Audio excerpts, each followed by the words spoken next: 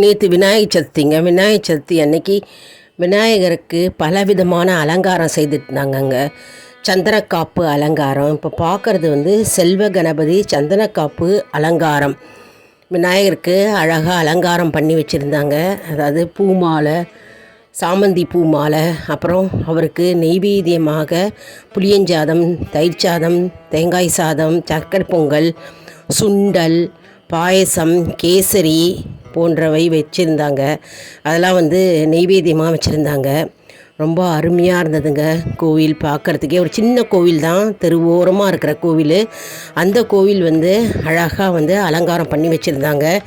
எல்லா விநாயகர் கோயிலும் நேற்று அழகாக அபிஷேகம், அலங்காரம் எல்லாம் பிரமாதமாக இருந்ததுங்க. நேற்று 9 கணபதி நம்ம தரிசிக்கணுமோ.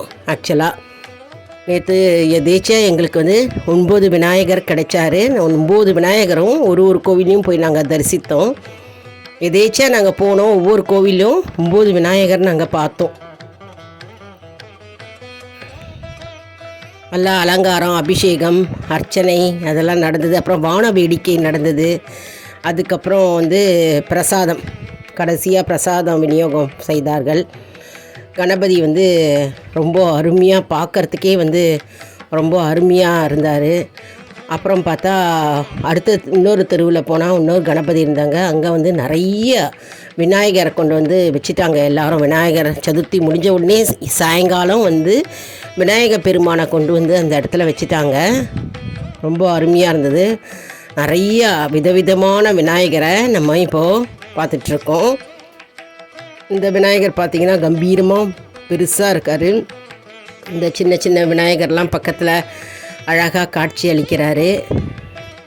அருகம்புல் பூ, அப்புறம் மாலை, எருகம்புல் மாலை எல்லாம் போட்டு சாத்தி அழகாக வச்சுருக்காங்க அலங்காரமாக. இந்த விநாயகர் பார்க்குறதுக்கும் அருமையாக இருந்தார். ஒவ்வொரு விநாயகருக்கும் ஒரு பேர் இருக்குங்க. செல்வ கணபதி, வக்ரதுண்ட கணபதி, நிறையா பேர், ஒரு பேர் சித்தி விநாயகர்னு பேர். ஒவ்வொரு கணபதிக்கும் ஒவ்வொரு பேர் இருந்தது. இந்த விநாயகர் எக்கச்சக்கமாக விநாயகர் இருந்தார். ரொம்ப அழகாக இருந்தது பார்க்குறதுக்கே. களிமண்லேயே செஞ்சுருக்கு அந்த விநாயகர். நம்ம அதாவது விநாயகர் சதுர்த்தி காலையில் நடந்திருக்கோம். காலையில் வீட்டில் நடந்த உடனே ஈவினிங் அந்த விநாயகரை கொண்டு இந்த இடத்துல வச்சுருக்காங்க. விநாயகர் கொடை, அப்புறம் விநாயகருக்கு மேலே மாலை, எருகம்பூ மாலை போட்டிருக்காங்க. அதெல்லாம் இருக்குது. அழகாக விபூதி வச்சுட்டு விநாயகர் அழகாக இருக்கார். நம்ம இப்போ பார்க்குறது அதுதாங்க.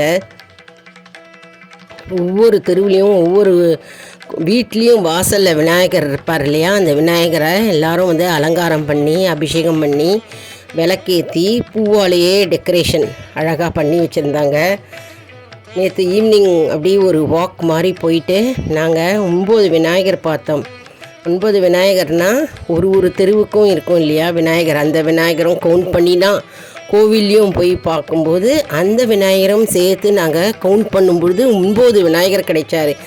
அதாவது வெரி லக்கிங்க. அதாவது 9 விநாயகர் தரிசிக்கணுன்றாங்க.